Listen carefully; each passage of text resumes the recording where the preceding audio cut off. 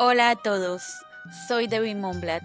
Bienvenidos sean a un nuevo episodio de Tzlil en el Medio Oriente, el programa donde aprenderemos en términos simples a entender el complejo Medio Oriente. Estamos acá hoy con Koldo Salazar López, analista internacional y experto en Medio Oriente. Koldo, bienvenido nuevamente al programa. Muchas gracias, Debbie. Un placer.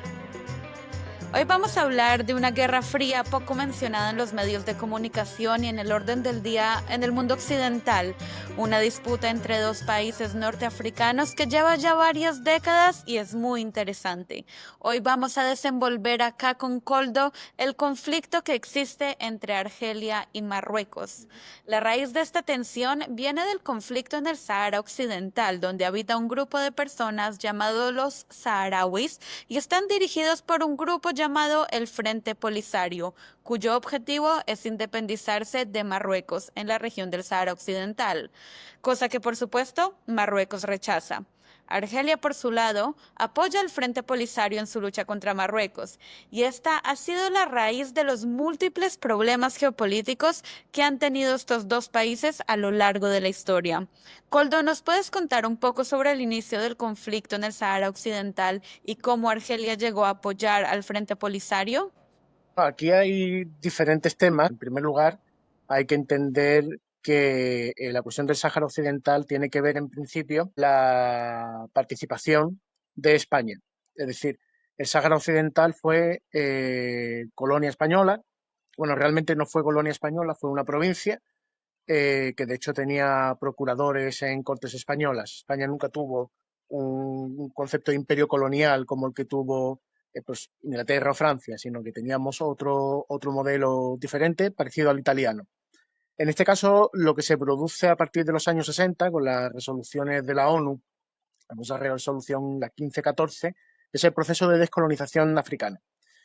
En aquel momento África pues, estaba dividida en diferentes imperios coloniales, como ya he dicho antes. España tenía Guinea Ecuatorial, el protectorado del Rif y el Sáhara Occidental. El imperio colonial francés era mucho más amplio, tenía Argelia, tenía Mali, Burkina Faso, también los británicos, italianos, portugueses, etc. Y a partir de ese momento, a partir de los años 60, comienza la descolonización. Por lo tanto, la ONU reconoce a la República Árabe Saharaui Democrática, la reconoce como un Estado que tiene que descolonizarse siguiendo el principio jurídico de utis possidetis iuris. Esto significa que se tienen que respetar las fronteras heredadas de la descolonización. En este caso, el territorio que administrativamente gestionaba España se tiene que convertir, previo referéndum de autodeterminación, siguiendo el modelo de la ONU, en un Estado independiente.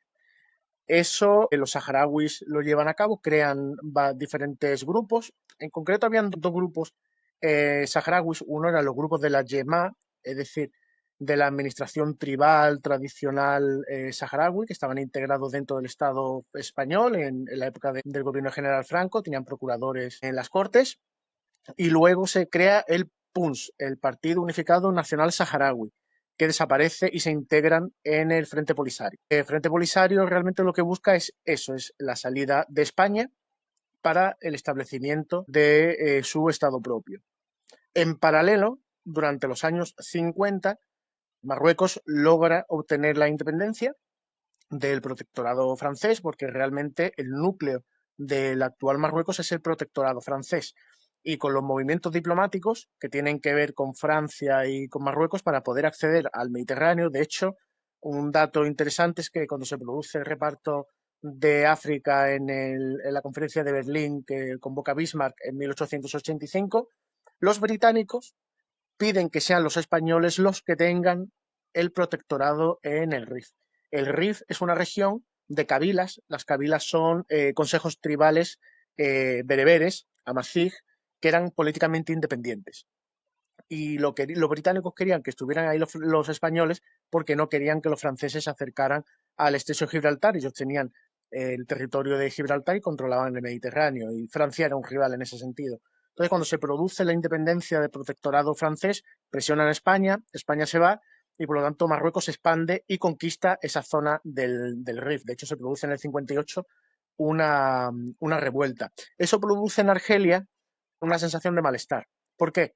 Porque Marruecos, y aquí es donde entra ya la cuestión, entramos ya directamente en materia, Marruecos ve, o sea, Marruecos no respeta el principio del utis possidetis iuris, es decir, no respeta las fronteras heredadas de la descolonización.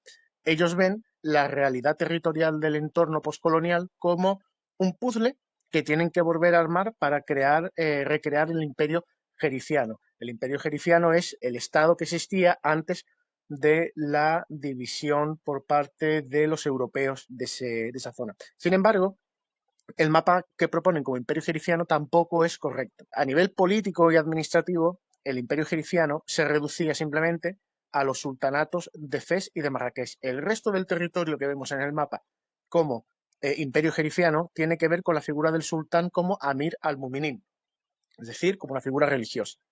Lo que ocurre es que Marruecos, en su idea de reconstruir, en su idea de grandeza, el famoso Gran Marruecos de Alal al-Fasi, confunde la influencia religiosa del Amir al-Mu'minin como figura religiosa con una figura que entrega soberanía política. De tal manera que al confundirse eso, se entiende y se lee el mapa no como un mapa de influencia religiosa, sino política. Esto es como si en el mundo católico de repente el Papa dice que España, que Francia, que todo Italia, Portugal, etcétera, son parte del Vaticano porque lo reconocen como una figura religiosa. Y sí, al Papa se le reconoce como una figura religiosa en los países católicos, pero eso no le otorga derechos de soberanía. Esto es lo que hace Al-Fasi y lo que hace Marruecos. Y obviamente eso implica que hay un territorio nacional argelino, concretamente la región de Tinduf, que los marroquíes reclaman para sí. Y que incluso se produce una guerra, la Guerra de las Arenas, en el año 1963, con los ataques fronterizos por parte de Marruecos en contra de los argelinos. Y eso empieza a tensar la situación. Por un lado, Marruecos, como he comentado, tiene esa visión amplia y al mismo tiempo forma parte de un entramado de dos guerras frías, porque durante la famosa Guerra Fría entre Estados Unidos y la Unión Soviética no hubo una, sino que hubo muchas guerras frías y en el mundo árabe también se produjo. Por un lado, Marruecos estaba alineada con Francia, con Estados Unidos, y en segundo lugar, Argelia estaba alineada con la Unión Soviética y con el panarabismo árabe, pues de Gamal Abdel Nasser, de Hafez al-Assad, de Gaddafi, etcétera. Eso ya genera un segundo tema entre las repúblicas árabes, la guerra civil que se produjo, la guerra fría que se produjo entre las repúblicas árabes socialistas y los estados monárquicos. Tenías ahí el conflicto que existía, por ejemplo, entre la Siria de Hafez al-Assad y la Jordania del rey Hussein, que desde luego no eran amigos, o los saudíes con los iraquíes de Saddam Hussein, pues esto se produce exactamente lo mismo. ¿Qué es lo que le pasa a Argelia? Argelia lo que le pasa es, obtiene la independencia después de una guerra muy dura en contra de los franceses pierden el poder, al mismo tiempo el colonialismo francés en África es menos famoso que el colonialismo británico, pero al mismo tiempo sí ha sido mucho más dañino que el británico en las instituciones tradicionales. Por lo tanto, tenía la oposición no solo de Argelia, sino la oposición de Túnez y la oposición de muchos estados africanos, de Burkina Faso, luego viene Thomas Sankara, viene también el tema de Mali, el tema de Níger también muy importante, y por lo tanto, el único eje que Francia tiene para proyectarse en la región del Magreb, por un lado, en la región del Mediterráneo occidental, concretamente el estrecho occidental, es a través de Marruecos. Y eso lo que hace es que enciende todavía más los ánimos. ¿Qué pasa? Que Argelia tiene dentro de su constitución y dentro de su doctrina de Estado la defensa de los principios de libre determinación de los pueblos, porque ellos, los argelinos, son de los primeros pueblos que obtienen la independencia durante los años 60, lo obtienen temprano, en el año 62, 63, después de una guerra muy dura de 4 años. Y entonces obtienen ese papel de liderazgo. Por lo tanto, están muy vinculados a diferentes causas y una de ellas es la causa saharaui, por un lado. Y Argelia, su planteamiento es, si hay una literatura de la ONU en general de descolonización y hay una literatura de la ONU en particular en la Asamblea General de la ONU, el Consejo de Seguridad, hay un dictamen consultivo del año 1975 del Tribunal de la Haya declarando que nunca hubo lazos de soberanía entre los saharauis y el sultanato de Marruecos, sino que eran dos estados que de hecho mantenían relaciones diplomáticas y relaciones comerciales, con la salvedad y la diferencia de que obviamente el Estado saharaui en aquel momento, en un Estado nómada, pues por lo tanto tenía instituciones nómadas, tenía instituciones tribales menos complejas que las instituciones que puede tener un Estado, o como Estado en aquel momento el Sultanato de Fez y de Marrakech, ¿no? Y a través de la literatura y de la historia encontramos también en ese dictamen, se cita que los británicos solicitan al sultán de Marruecos protección a la hora de navegar por las aguas de lo que ahora sería el Sáhara Occidental, y el propio sultán reconoce que no tiene soberanía sobre esas aguas y que tienen que negociar con los saharauis en aquel momento, o sea, con las tribus árabes de esa región. Por lo tanto, es un reconocimiento de que ellos no tenían soberanía ahí. Por lo tanto, eso es la arquitectura que apuntala el argumento jurídico sobre la independencia del Sáhara Occidental. Sin embargo, volvemos a lo mismo.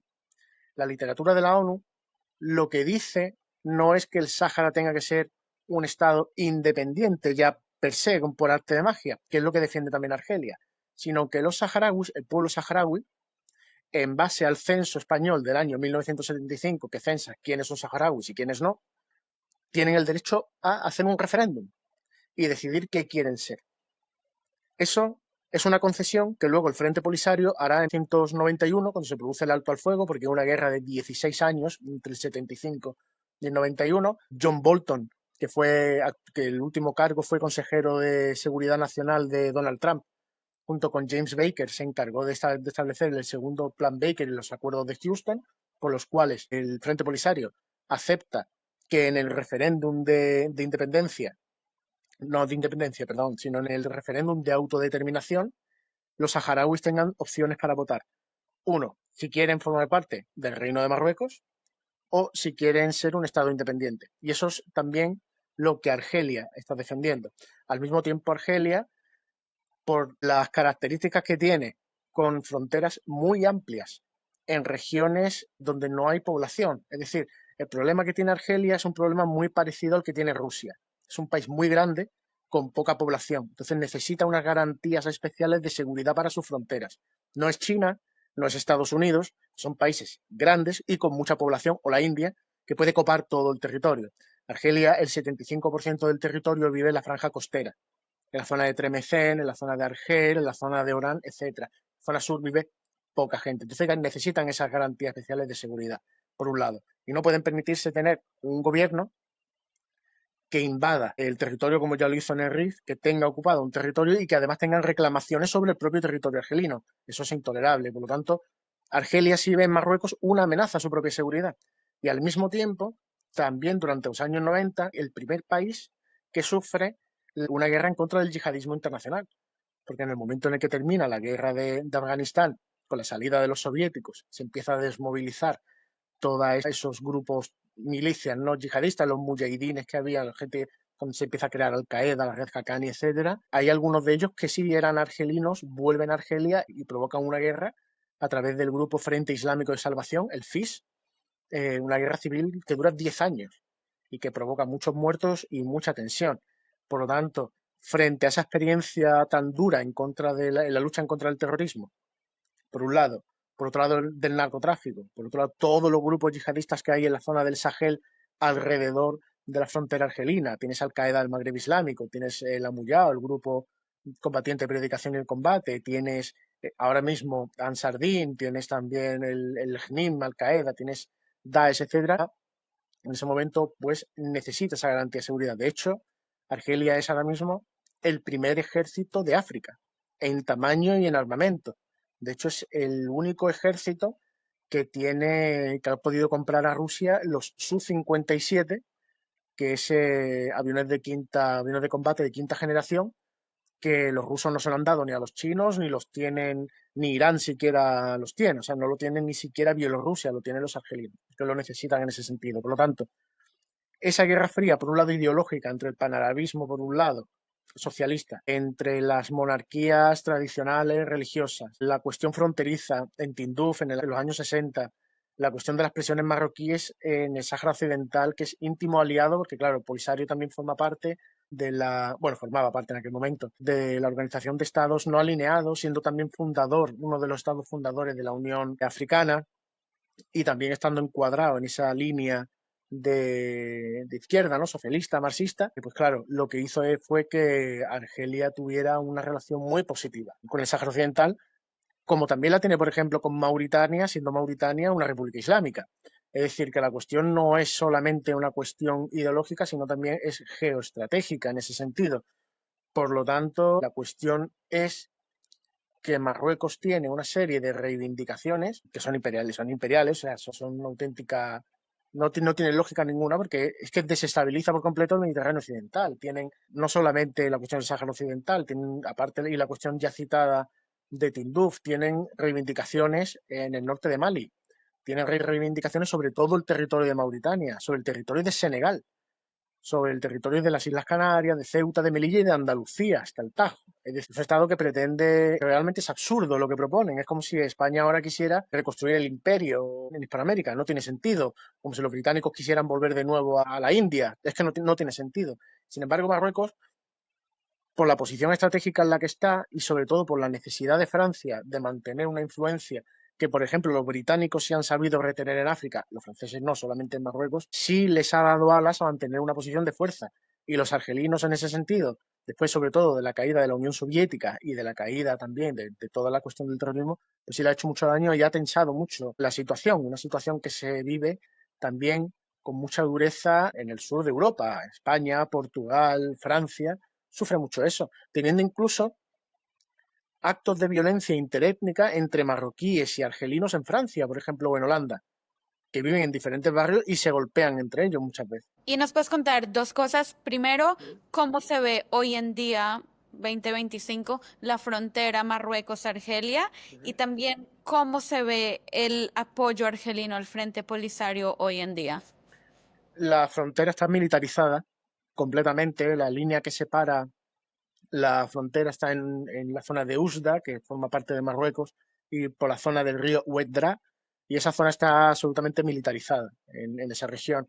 También en la zona de Tinduf confluyen las fuerzas del Frente Polisario, por un lado, con las que están en el exilio, con las fuerzas argelinas, por lo tanto, una zona que está muy militarizada, pero al mismo nivel que la frontera con Libia, que es bastante insegura en ese sentido, o con Mali, que eso es también muy peligroso moverse en esa zona por la presencia que hay al otro lado de la frontera de grupos terroristas de todo pelaje. O sea, no solamente hay grupos terroristas yihadistas, hay grupos terroristas o milicias tribales de tuaregs, de africanos de la etnia fulani, de dogones, es decir, es tremendo lo que hay en el norte de Mali. Y en el apoyo argelino al Sáhara Occidental para el Polisario, y sobre todo ayer que publiqué una entrevista al, al, al embajador de la República Árabe Saharaui Democrática en España, parafraseo lo que él me dijo, y es que es determinante y estratégico ese apoyo. Yo opino que la cuestión del Sáhara Occidental se tiene que resolver directamente siguiendo la literatura de la ONU. Hemos estado 50 años con una literatura muy clara. Marruecos en 2007 sacó un plan de autonomía para el Sáhara Occidental de 3 folios, o sea que no tenía ningún sentido. Y además la naturaleza propia del Estado marroquí, que tiene una estructura que podría ser, por ejemplo, como la iraní, o sea, con un líder supremo, que en este caso es el rey, no es un ayatolá, es el rey, pero que al mismo tiempo es un emir, que ni siquiera los reyes de Arabia Saudí, el rey de Arabia Saudí es el guardián de las dos mezquitas de Meca y Medina y ahí no entra, pero él tiene una posición religiosa con un sistema absoluto, con un parlamento y un gobierno que es realmente de opereta, porque hay quien manda realmente es el Magcén en la corte, pero todo se decide en el Palacio Real, qué tipo de autonomía va a tener. No estamos hablando de una autonomía como la que tienen los kurdos, por ejemplo, en Irak, constitucional y perfectamente establecida. Y además, ese plan de autonomía solo es legítimo y solo se podría implantar en caso de que los saharauis votaran en ese referéndum que quieren formar parte de Marruecos. Por lo tanto, yo creo que el pueblo saharaui tiene derecho ni siquiera el derecho ya a la autodeterminación, el derecho simplemente a votar en su referéndum. Y si se determinan como que quieren ser parte de Marruecos, perfecto. Si quieren ser independientes, perfecto. O si se quieren unir a la India, que se una a la India. Pero tienen ese derecho y hay una literatura y una lucha de 50 años, no solamente en el campo de batalla, que ya de por sí es bastante penoso tener que acabar combatiendo de esa manera, sino que hay una literatura de la ONU muy clara, en la cual hay países como Estados Unidos, o sea, como Estados Unidos, que John Bolton y que altos miembros del gobierno de Estados Unidos apoya el derecho a la autodeterminación del pueblo saharaui a través del referéndum. No es un apoyo no es un separatismo, un apoyo además amparado en el marco de descolonización de la ONU. Es decir, que aquí no nos estamos sacando nada de la manga. En Europa también, en el Tribunal Europeo de Derechos Humanos, en el Tribunal Internacional de Justicia. Es decir, hay toda una serie de literatura que dice que a los saharauis, primero, no es el mismo pueblo que el pueblo marroquí, no tienen la misma cultura, la misma etnia, no tienen la misma historia, no tienen ni siquiera las mismas instituciones políticas, han tenido líderes históricos soberanos diferentes, por lo tanto, tienen derecho por lo menos a decidir lo que quieren ser. Y eso es lo que está detrás y lo que Argelia y Mauritania también solicita y reclama, no se reclama nada más. De hecho, en el discurso actual, Marruecos dice que el Sáhara Occidental es una parte irrenunciable de su integridad territorial, lo cual contradice lo que ellos aceptaron en los acuerdos de Madrid, que son ilegales frente a plenos derechos según el derecho internacional público, pero que fue un acuerdo que se firmó en Madrid entre el gobierno recién muerto Franco, al final de la vida de Franco, por parte del nuevo gobierno de la democracia española con Hassan II de Marruecos, y ahora no recuerdo al presidente de Mauritania, y en el cual Marruecos sí le cede el 40% de su territorio a Mauritania. Por lo tanto, ahí hay una contradicción. Si es un territorio que es absolutamente irrenunciable, ¿cómo cedes el 40% a otra potencia? No tiene ningún sentido. Pero es que luego, en el año 1981, en Nairobi, en una conferencia de la Unión Africana, el mismo Hassan II, rey de Marruecos, deja muy claro de que él está dispuesto en el marco de las Naciones Unidas y en el marco de la misión de la Unión Africana en permitir un referéndum de autodeterminación. Ahora Marruecos ha hecho una cosa que sí considero que es buena, que es definirse. Durante mucho tiempo estuvo a dos aguas. Decía una cosa, hacía otra, hacía lo que había dicho que no iba a hacer y no hacía lo que había dicho, y por lo tanto era bastante confuso. Ahora ya es claro. Sin embargo, la claridad está en contra claramente de la cuestión jurídica. Y es una cuestión que no es comparable. O sea, muchas veces comparan la gente el tema del Sáhara con el tema de Cachemira, con el tema del Tíbet o con otros temas en Oriente Próximo. Y es radicalmente diferente. Ahí hay una potencia colonial que se va, que es España, y que cede el territorio a otras dos potencias y ahí, perdona por la expresión, pero que zurzan, o sea, matado y el que gane que se quede con el territorio. Y eso demuestra, por ejemplo, no es una cuestión, por ejemplo, y muchas veces lo comparan con la cuestión entre Israel y Palestina, pero no es una cuestión similar. Los británicos se fueron, hicieron lo que pudieron hacer y de repente saltaron todos los árabes y se produjo la primera guerra árabe israelí, la segunda guerra árabe israelí, se produjo todos los eventos históricos se han producido, pero los británicos lo intentaron dejar todo más o menos claro, con la famosa línea verde, con el conde Folke Bernadotte, con la ONU por ahí, pero es que aquí en el caso del Sáhara Occidental, ese España no hizo nada. Es que literalmente, de la noche a la mañana, los saharauis cogían el coche y el puesto de la Guardia Civil o el puesto de la Legión Española o el puesto del militar español, de repente no habían ahí militares españoles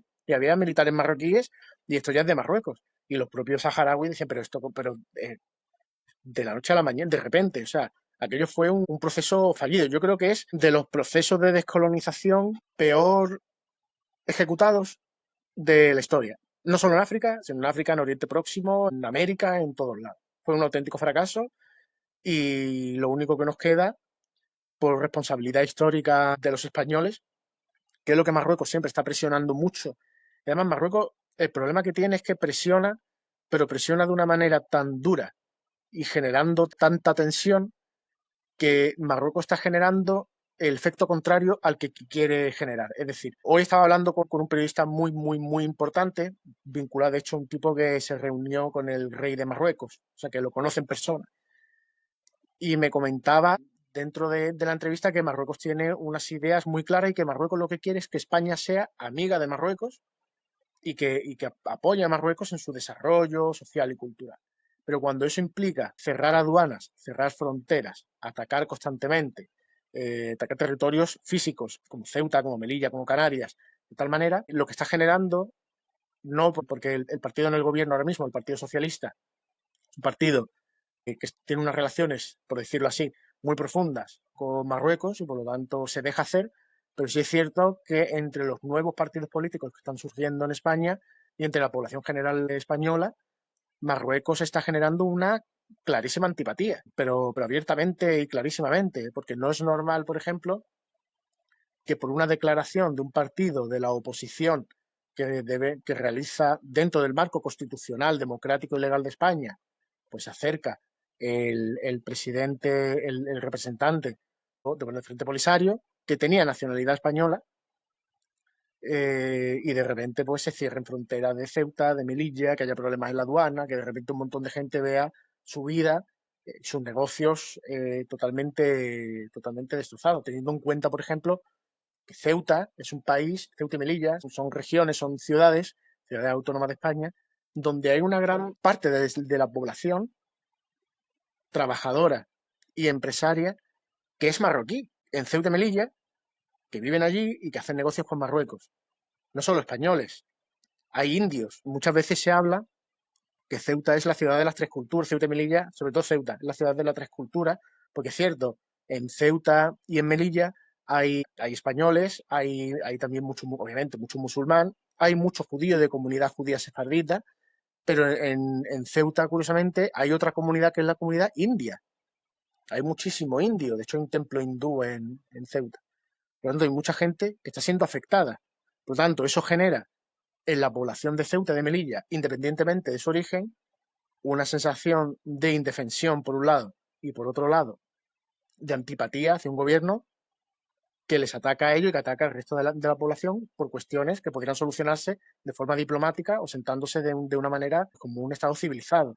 Entonces, realmente lo que está generando Marruecos es contraproducente, porque ahora sí logra generar un estado de tensión y con el actual gobierno, que es muy pro-marroquí, y de hecho es tan pro-marroquí que ha roto el equilibrio de poder español que ofrecía en el Magreb, porque se ha enfrentado a Argelia. Argelia canceló el Tratado de Amistad Hispano-Argelino y también cesó la exportación de gas a España cuando Argelia cortó la exportación de gas a Marruecos y Marruecos lo puenteaba a través de España, y los argelinos se dieron cuenta y perdimos todo el gas. Por lo tanto, eh, ahora mismo Marruecos sí tiene esa ventaja, pero en un futuro con una población que sí ha generado cierta antipatía hacia el Estado marroquí, no hacia los marroquíes como comunidad, sino hacia el Estado marroquí, los actos diplomáticos del Estado marroquí, un gobierno que vaya en la misma línea, pues obviamente sí va a ser muy contraproducente para Marruecos a medio plazo, no a largo, sino a medio en ese sentido.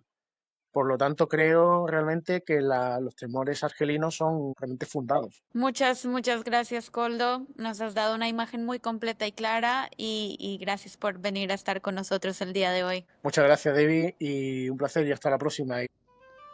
Muchas gracias por escuchar.